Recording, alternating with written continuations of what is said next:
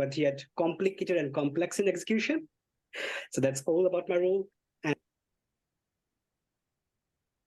good morning, listener. So that was an interesting segue, wasn't it, Jalf? Very interesting, very valid points that they were making as well. Yeah, Yatin and Martha, I think they do a better job than you and I, to be honest. It's clearly they do.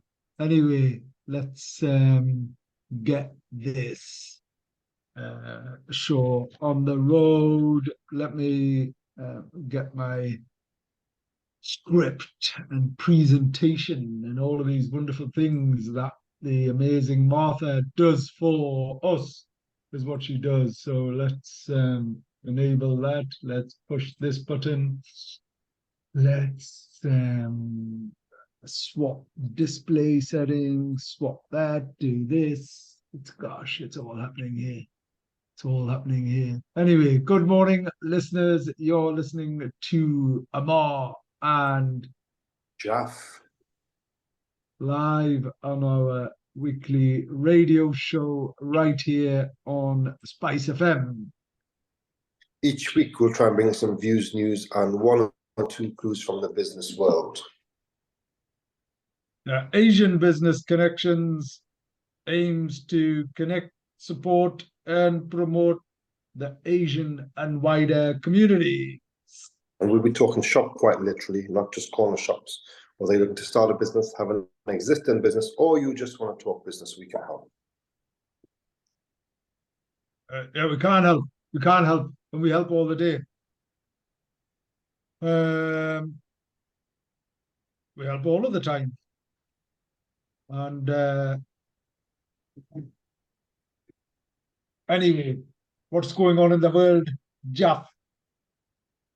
Well, it's been extremely cold the last few days, and interestingly, it's the 1st of December, Mark. Can you believe it? The whole year, we're in the last month, and I think the snow always helps, kind of help with that festive feeling. But one thing I'm kind of noticing, I'm not sure if the town is as mad, crazy, busy as I envisage it to be in the last week or so. I don't know. I haven't. So I mean, very, very briefly, yeah. I think I felt things are a bit more manic, and I imagine things will pick up. I'm just trying to recall. Certainly last Saturday. So anyway, just very briefly, we had an incredible, and apologies to our listeners for bailing out, quite not like me, and had anticipated lots of people stepping in and stepping up last Friday. Obviously, that simply didn't happen because I was distracted with Saudi investors, and they had the time of their life. And they sponsored the match on Saturday as well, and we were there with them on Saturday, and Saturday seemed incredibly busy. It was a great result, wasn't it? Oh, unbelievable. What a match. And everything just went. When you get overwhelmed in a match, by the score, by the way that the game goes, and it was just incredible last Saturday. Unfortunately, we had such an amazing performance on the Wednesday or Tuesday against PSG away, and such a horrible ending. It was just horrific. Horrific. Truly shocking. Yeah. Robbed. It was shameful. And John, is there nothing that you can do? So just for the purposes of our viewers and listeners, two things. I'll come back to talk about Saudi and the Saudi delegation in a minute. But the other thing to note is Saudi is a majority owner of Newcastle United as well. Saudi's one of the richest. Well, Newcastle is allegedly the richest club in the world. Having said that, regulated and legislated, and the rules get changed all of the time just for Newcastle, but that's a different story. But coming back to the game, so Newcastle were in the Champions League. It got to a sort of edge of your seat type of arrangement where they simply needed to win this last game to stay in the Champions League. Well, Draws. there's still another game left. So basically, we were bottom of the Champions League, and if we could have won that game, we would have been in prime position to get through to the knockout stages, because we still have one game left against Milan, which is on the 13th of December. So the situation is, at the moment, if it wasn't for a terrible decision in the 98th minute by the best referee in the world, who just bowed down to the pressure from the crowd, the pressure from the players, the pressure from the occasion, gave a penalty which was never a penalty, based on a handball which was never a So how handball. did he do that? Sorry, how did he and why did he do that then? The rules state that if the ball comes off your body and then hits your arm, it's not a penalty. And the fact is that if you make your body bigger unnaturally, let's say you put your hands out beyond a natural position, then that could be deemed as a reason for you to give the penalty. So none of those were true, but he initially didn't give it. The VAR person flagged it. They said, that's contentious, go and have a look at it. He went to the screen. And obviously when you're in a screen and you've got 80,000 partisan French, crowd just yelling and screaming and urging you on, naturally, I think he didn't have the courage, and he just made an awful decision. And the consequences of that decision, Ammar, it would have been probably our greatest ever European Champions League result in our history. Whilst we did win at Barcelona and A, B, C, and D, but the significance of that win would have meant that we would have gone into the final game against Milan, and I think we would have had something like 8 points or something like that, which meant that we would have had everything would have been in our own hands for the Milan game. Right. So now, what we need is, Borussia Dortmund are playing PSG in the final game. Yeah. And we're playing Milan at home. So we need to beat Milan no matter what. And if PSG have to beat Dortmund, if they don't beat Dortmund and it's a draw over there and we beat Milan, then we get through into the knockout stages. So we still got a lifeline, but we're dependent on other results, which is not in our hands. So if PSG go to Dortmund and beat Dortmund, we cannot progress to the next round. So it's a real shame. It's probably going to cost us 20 million quid. But if you imagine, Ammar, the euphoria the city would have felt, the players would have felt, based on the amazing match that we kind of played with the backs to the wall, a defensive masterclass, and just left so dejected by an absolutely awful, shocking decision. So that's what's happened.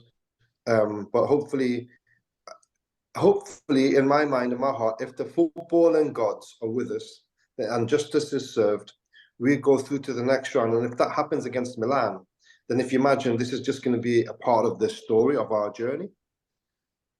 So hopefully, we'll see what happens on the 13th.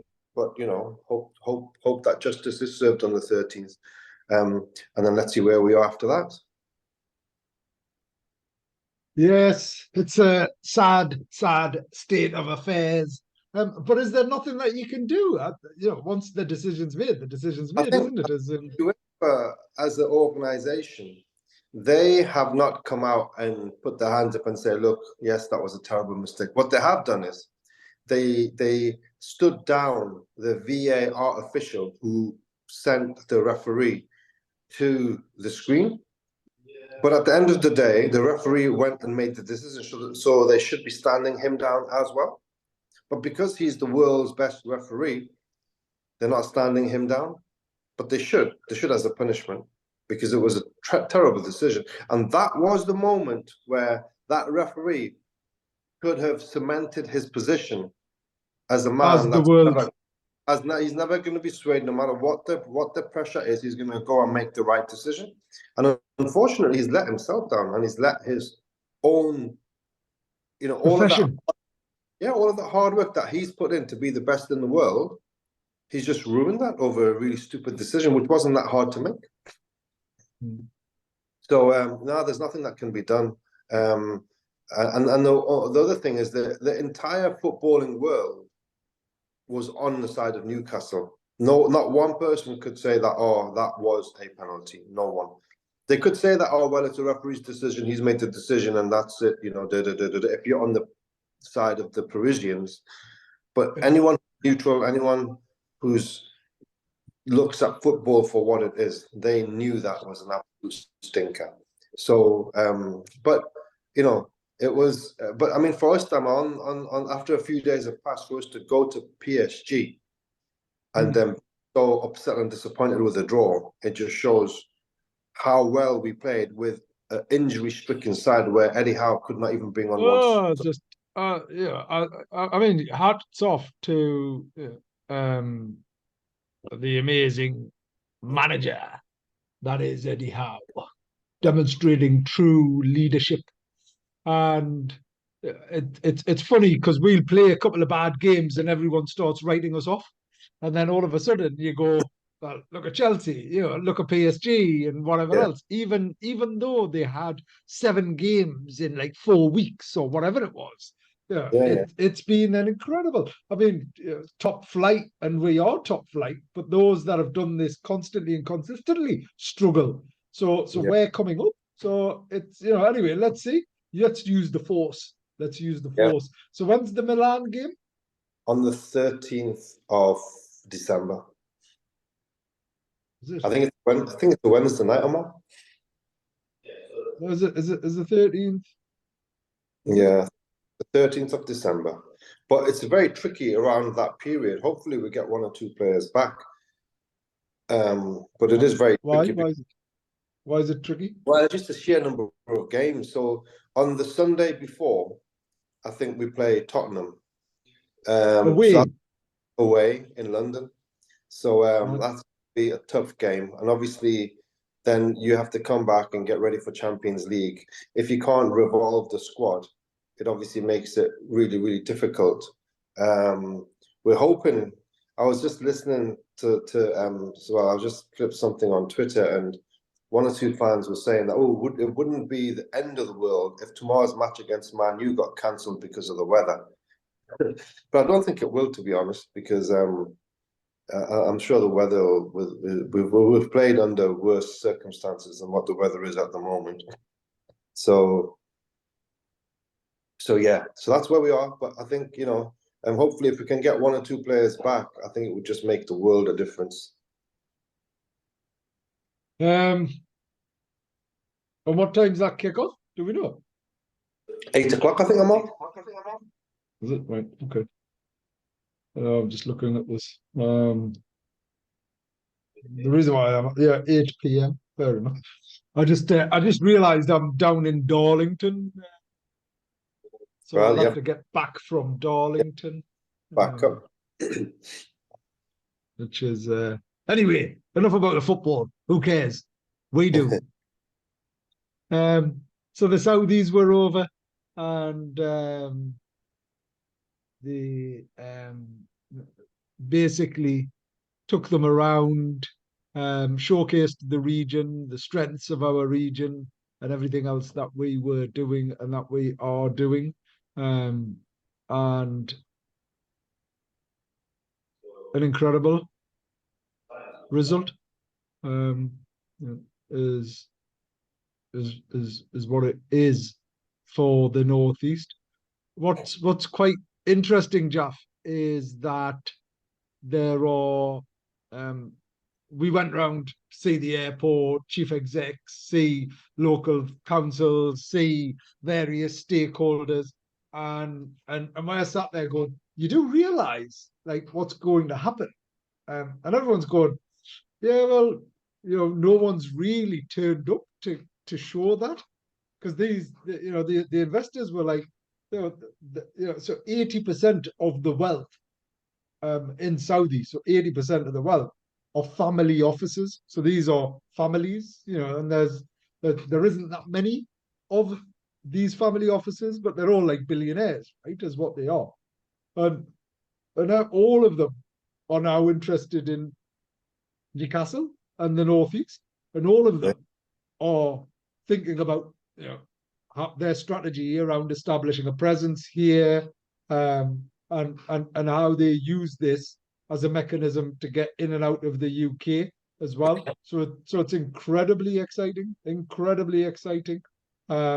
what it's going to do for the city is truly transformative. There's no question about that.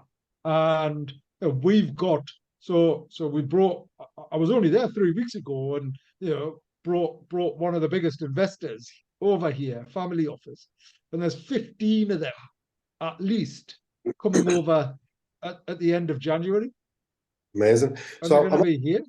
I'm assuming at some point Saudi Airlines will have a direct flight to Saudi. I'm assuming. Yeah. So they're already.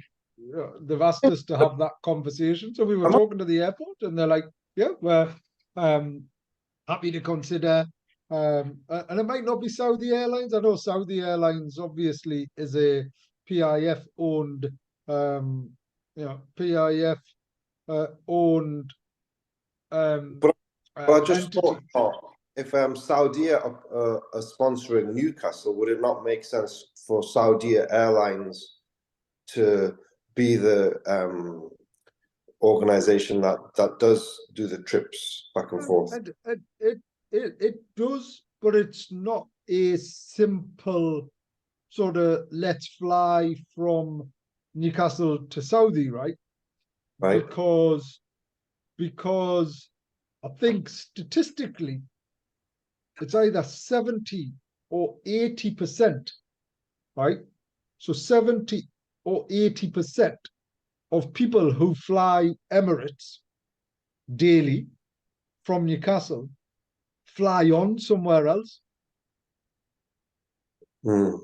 Right. So it's they use Emirates as a one-stop, destination. So and because Emirates flies everywhere else, right? So if you think logistically around this, you need to consider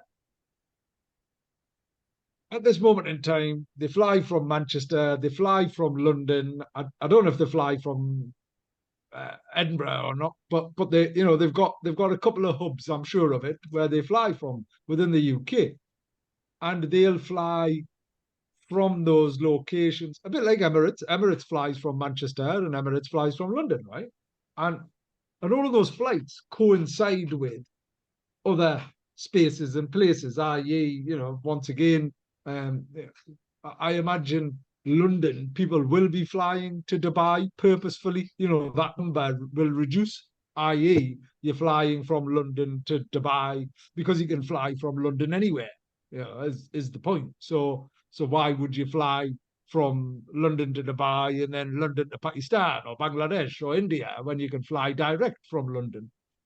Is the point. So because of those considerations, you need to then think through from a Saudi perspective, where do you then fly onto? How does that connect into your hubs? How do you make, what time do you fly from here? There's a whole range of bigger, broader questions. And is it gonna complement? And do you have, where are you at with your air slots? We could have Newcastle's a great airport because it's an international airport, but it's also got capacity. As in it can. I think we can go to like something like 10 million passengers or whatever it is. At the minute, I think it might be a couple of million or whatever. Whatever those figures are, and we've got the capacity to fly more. I think we're at 100 flights a day or something like that, or so. And we've got the capacity to go, whatever it is. We can have a lot more flights going out of here. right, which is fine for Newcastle, but you couldn't say the same for Saudi Air going in and out of Saudi, for example. So what it might end up, and I'm explaining this in great depth and detail. What it probably might be is it might be Fly NAS, or one of the other more regional airlines that they set up, because it makes more sense for them to do it. That there's a whole range of Saudi airlines that could use that route. I mean, there's a private, not a private. There's a Turkish airline, which was a regional one that flies from Newcastle now directly, which is great. That's not a chartered flight. These are commercial flights, and that's ideally what we want. But getting a Saudi flight, what would that do? So for the rest of the north, right? It's huge, because imagine being able to fly into Saudi from Newcastle, right? And imagine, because 2 billion people want to potentially fly to Saudi, right? Yeah. Every single year, Yeah. is what they want to do. That Yeah. would just open up, that halal pound element as well.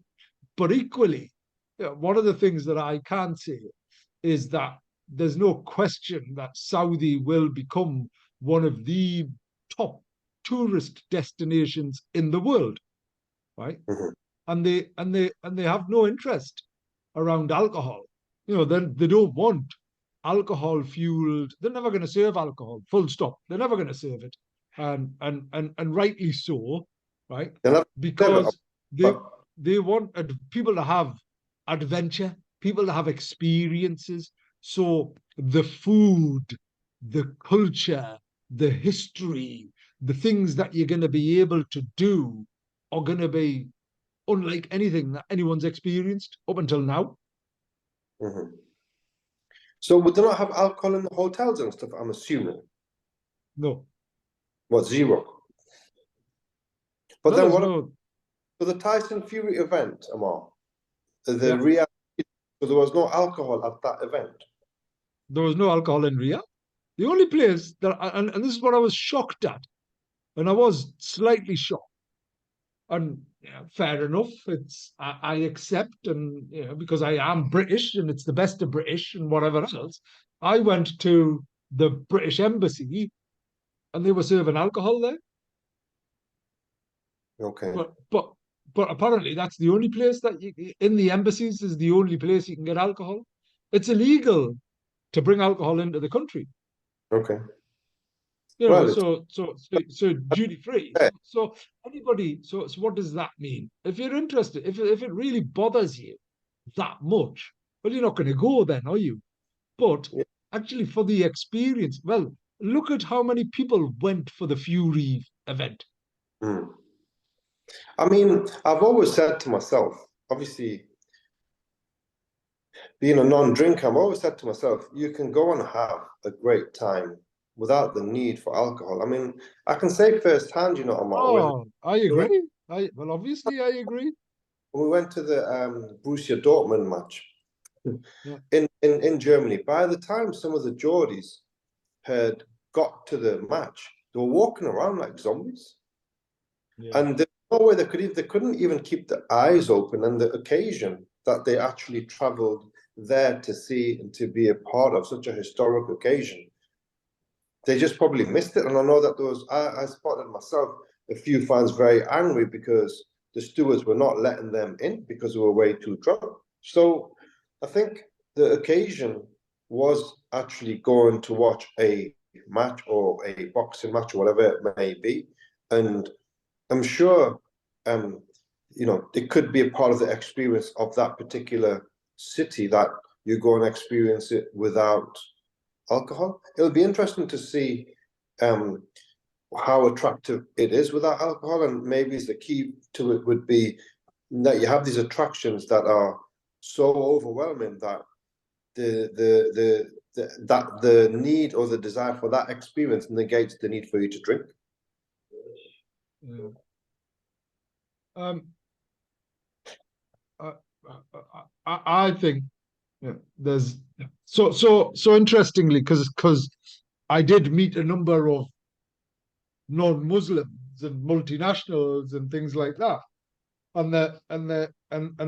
there's a flight to Dubai in a couple of hours, an hour and a half. So if you're that desperate, right, you can go to Dubai. If you're that desperate, is what you can do. But there is no question, as far as I'm concerned, of the value and worth of there being a country where alcohol, a dry country, right, and the experiences, the people. How many people do you think had a fight after the at the Fury fight? Yeah. Seriously, how many people do you think had a fight? Well, of course, Like, nobody's fighting, are they? nobody, Yeah. right? Because the only thing that drives people to have a fight is the alcohol. As in, you might watch like Rambo on the movie and you might come out and puff your chest out, but it's the alcohol that would normally drive people to then get their sort of army knife and whatever else. Anyway, so it's really interesting, and there's no question about people coming in and seeing and experiencing and getting with nature. What's one of the most joyous things you can do is food. It's eat, right? It's such a natural thing to do. It's such a beautiful thing to do. And imagine a place and a space where they have the best food of every type of cuisine, every cuisine, and your taste buds are constantly and consistently like on fire. It's a bit like coming down to Kai Kai, as in it's like exactly like that, isn't it? Just it's a bit colder here, and you sell alcohol. But just but but anyway, so Saudi, amazing opportunities. We're planning at least 2 or 3 trade missions to go to Saudi next year, because I mean, not just from a tourist perspective, but actually from an opportunity perspective. The amount of opportunities for regional businesses to set up in Saudi is just astounding. So anyway, there's so many opportunities out there. I want to briefly talk about the Inclusion by Default conference, Jeff, because this is happening.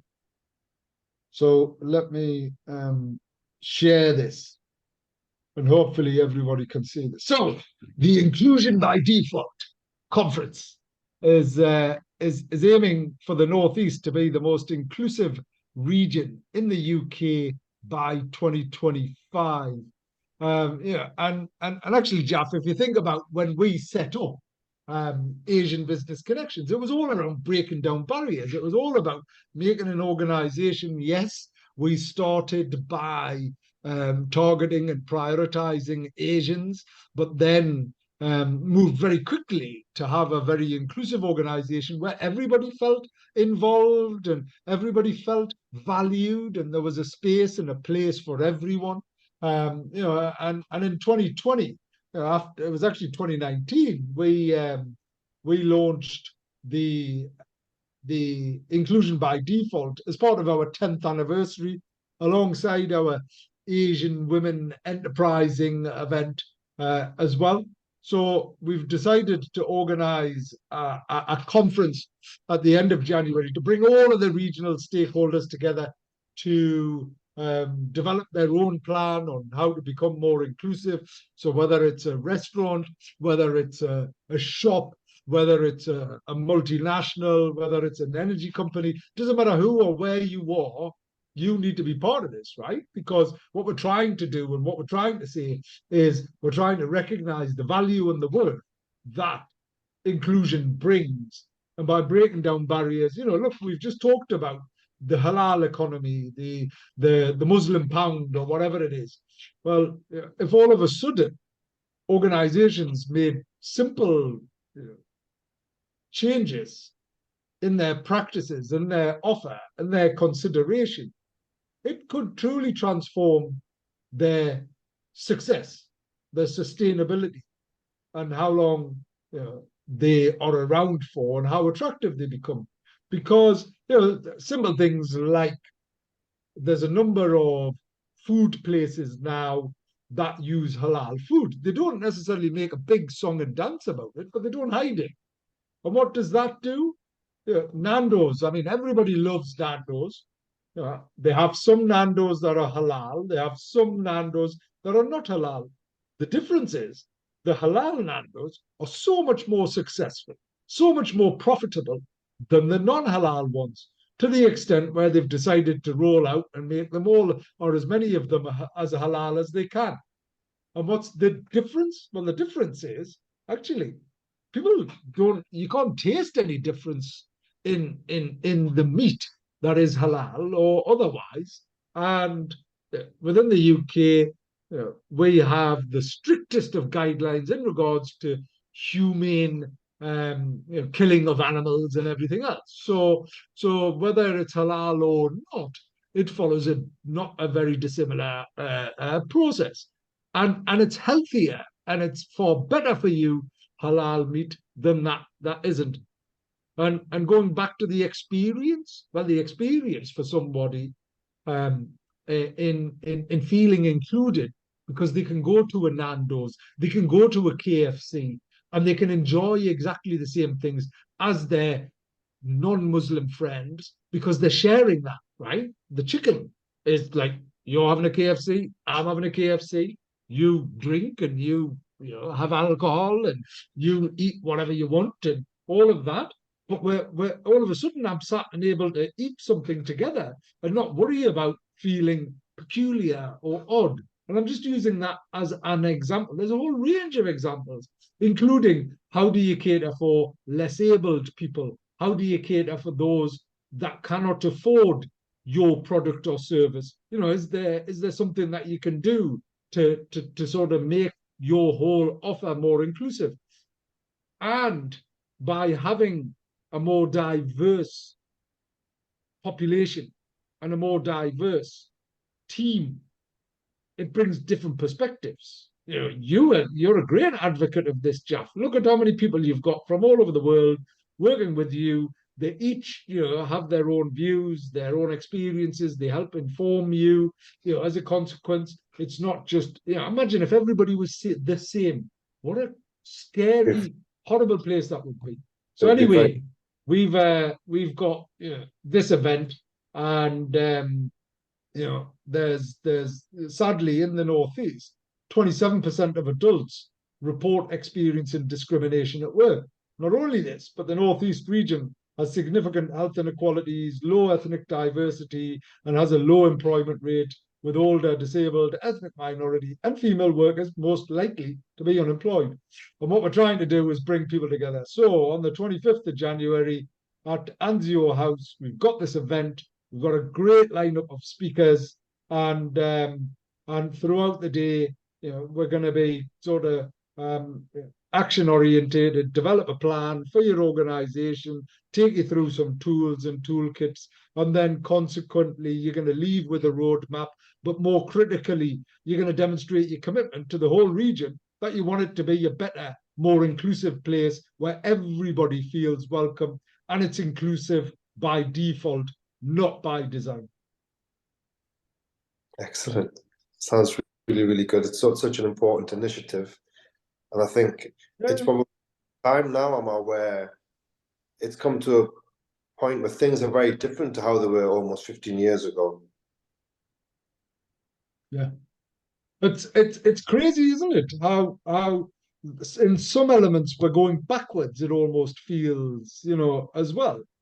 Yeah, it does, and I think it's a shame that that is the case. But unfortunately, the age-old issues kind of, I don't think they are there, but I think it's just fueled often by media in so many ways, because some of the things that I hear and listen to in the news, I actually don't experience in the real world. So But either way, unfortunately, there's always going to be those that trying to create divide, and there's going to be people like ourselves who are there to try and bring communities and people together. So hopefully, you know, the more people that come on board, I think that generally more people are all inclined to be there, to be part of a community, and I think everybody wants a diverse, dynamic community, as you said before. Otherwise, it would be very, very boring if everyone had everything was the same amongst the community and there wasn't diversity. I think diversity is a very beautiful thing. Yeah, no, it's a sad state of affairs, but there's a great opportunity for us to work together. So I think what we can do is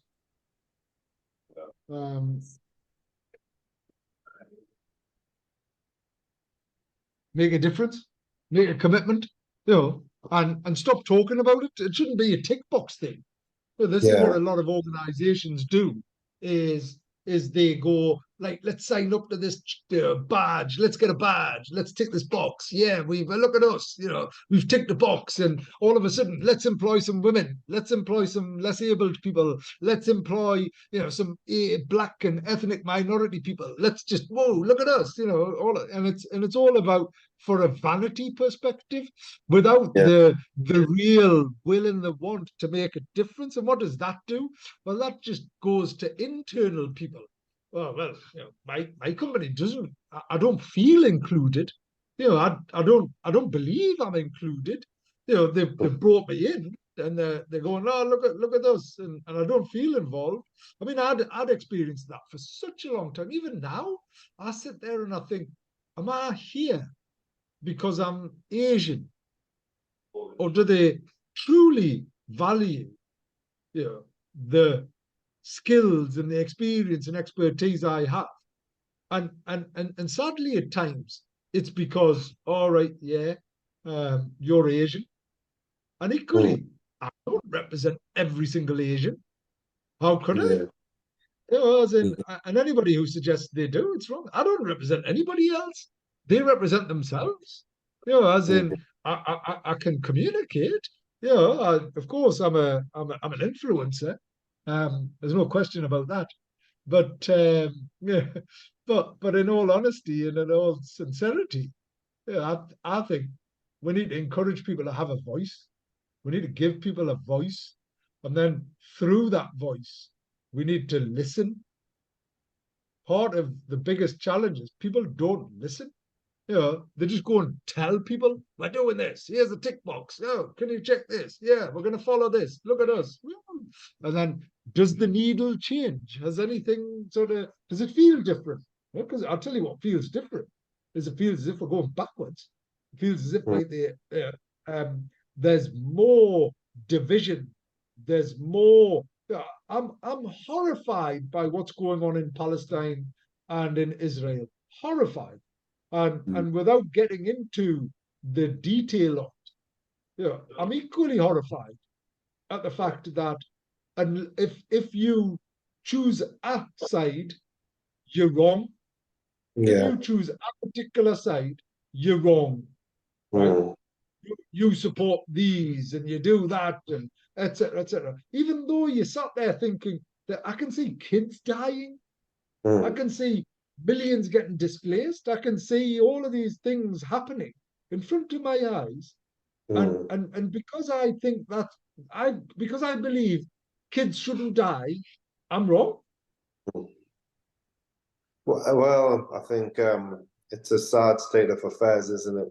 And I think I have a big issue with double standards within our leaders. I don't think you can be a leader, a respectful leader, if you don't have integrity and you don't apply the same rules across the board to every single individual. And I think that's what justice should be all about. And when we don't apply justice in that way, where whether they're rich or whether they're famous or whether they're powerful, it's a different set of rules. Whether it be with the international, ICC, International Criminal Court, or whatever it may be. I just think that where is the world going if that is the case? Because it's not, the leaders can't pull wool over the eyes of the people as they may have done, because I think things are a bit different. I think people have got access to so much information. And I think if you apply just basic common sense and logic, it doesn't make any sense at all when there is double standards. That's my biggest gripe, without going into any details. It's just the double standards that I see on a day-to-day basis. And I just think it's wholly wrong. It doesn't make any sense at all. How can the UN and, it's the United Nations, if you're going to be set all the tone and set the rules of how countries should conduct themselves, then hold countries accountable when they don't conduct themselves with your own set of rules that are in place. But and if it's too big for their own boots and no one can tell them, no one can tell them that, oh, hold on, you're breaking all the, then is there how much weight is there of the UN if they can't actually implement certain rules to make sure that, most importantly, human beings' lives should be protected, regardless of what color or creed or background or religion that they're from, especially those of women and children. And if if it's the military and they're going into war against each other and there's casualties, maybe that's still very, very sad, but that's probably the consequences of war. But the women aren't going to war and the kids aren't going to war. So how come they're the biggest casualties? It just doesn't make any sense whatsoever. And regardless of what your viewpoint is and which side you're on, that's just the side of humanity, is it not? Yeah, it's well, interesting. Anyway, the point of all of this was we are sadly in a more excluded as opposed to an included place and space. Let's have a quick look at the business topic of the week, Jalf, because it's Jalf, and actually it's an interesting conversation. So just for the next sort of however long, let me briefly share this screen and quickly talk through this. So the business topic of the week is bootstrapping versus funding your startup, and embarking on a entrepreneurial journey is exhilarating, but one critical decision can significantly shape the trajectory of your startup. Financing. Should you bootstrap your way to success or seek external funding?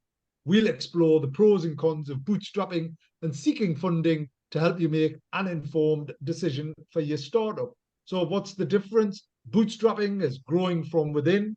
Definition: bootstrapping refers to the practice of building a company using personal savings and revenue generated by the business itself without relying on external funding. What's the pros?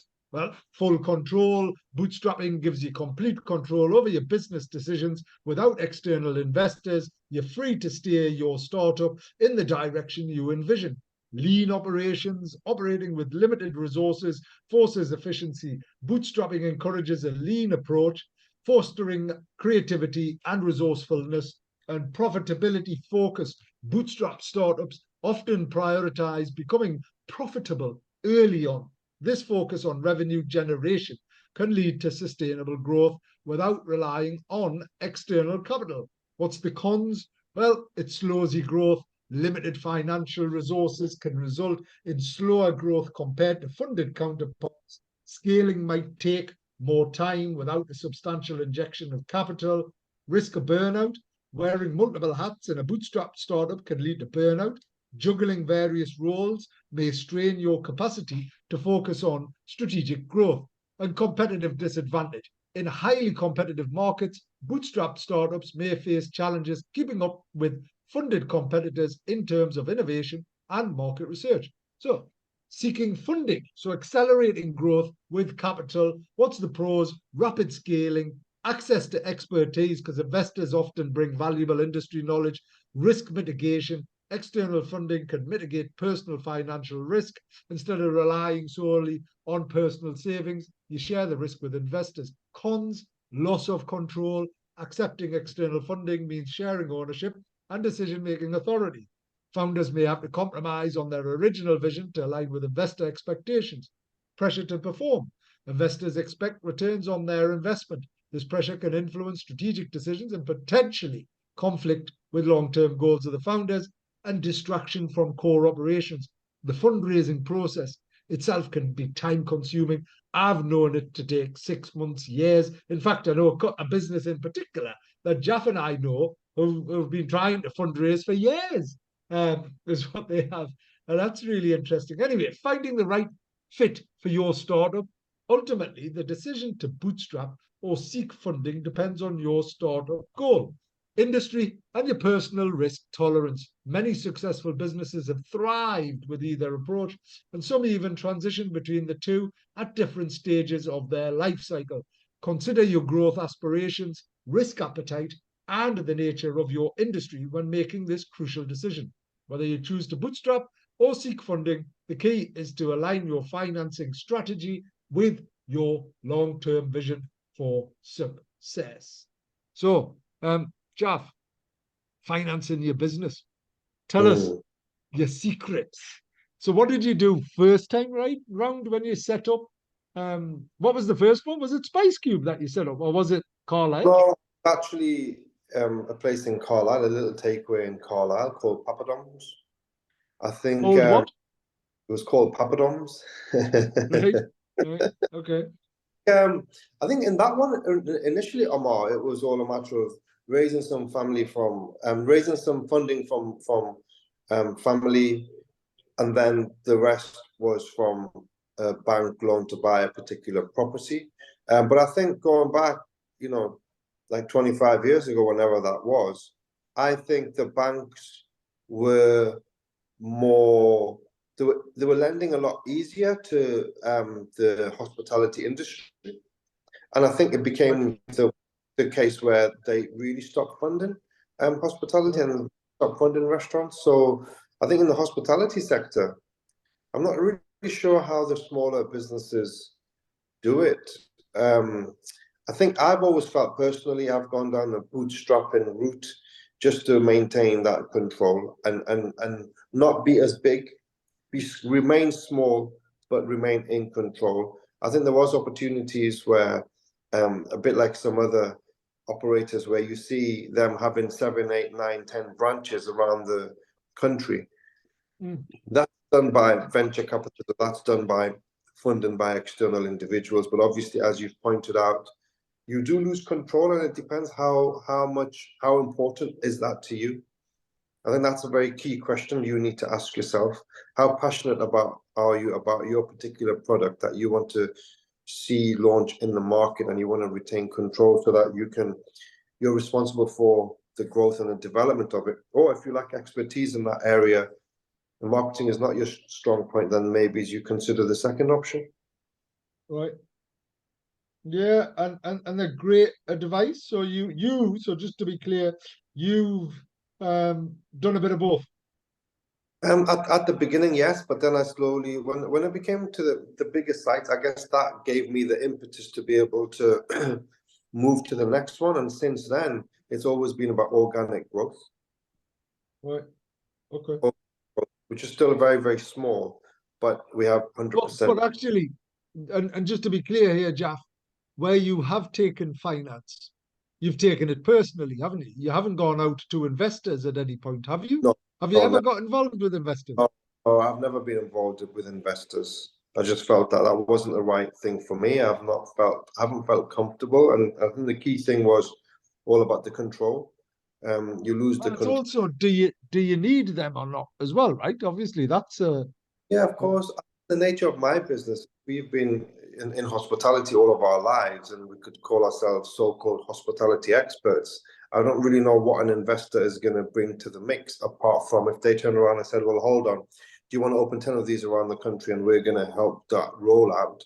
Yes, you lose control, but then you'll have 10 sites. That could be, that could be a discussion. And maybe we could see how the dynamics of that would work, and you may be happy to lose X amount of shares, but then someone has to take control and take some of the financial risk. So that's what you have to weigh up. And I know that there are, as I said, that there is someone or a few operators that I know of who have gone down that route, and I think that they're also very successful. So it's really a matter of, you know, where you want to go and what path you want to pursue. Yeah, and interestingly, I met with the owner of Mowgli, because she's opening up in Newcastle, isn't she? I think, and she did exactly that, Ammar. She decided to go to the venture capitalist, and she got there's an arrangement with the venture capitalist. I'm sure she still retains some level of control, and she's probably equally as happy by going down that route, and equally. Yeah. Well, and I think that it's helped her grow and scale significantly. They've got 30 odd outlets, I think she was saying, or something like that. Is there that many? Or, as in 30, but either way, there's a lot of them. There is a lot of them, and she's done very well for herself. So going down that. Yeah, she has. So anyway, we're coming up to the end of the show. I think the best bit of advice, because I'm sat here thinking, I don't have any investors in any of my businesses. Yeah. And where I have explored that, it hasn't necessarily been investment. It's been, you know, sort of more partnership type of arrangements, and equally some work out, some don't. You know, it's like a marriage, isn't it? People don't enter partnerships like a marriage. Yeah, I think if I was to give any advice, do things yourself if you can, because then you yourself, and seek expertise and advice as a form of consultants, so that they work for you, but you're getting their best advice from them, and you retain control of everything. And I think your life will be a lot more peaceful, because you're then you don't have to answer to any other partners or shareholders where they may hold you accountable. If there's an afternoon or an evening that you don't want to work, no one's going to say, hey, hold on, you know, part of your contract with us is that you have to work every Friday or whatever it may be. So I think it gives you a lot more freedom, and that freedom gives me peace and happiness, and that's important for me as an individual. But for others, it could be that they're not in that financial position and have to go to investors to provide the funding, which means that you're going to have to lose something, but that could equally work depending on personality or character. Absolutely. Anyway, you've been listening to Ammar and Jalf, live on our weekly radio show. We'll be back next week. Until then, it's goodbye from me. and goodbye from me. For the community, by the community. Spice FM, 98.8 FM.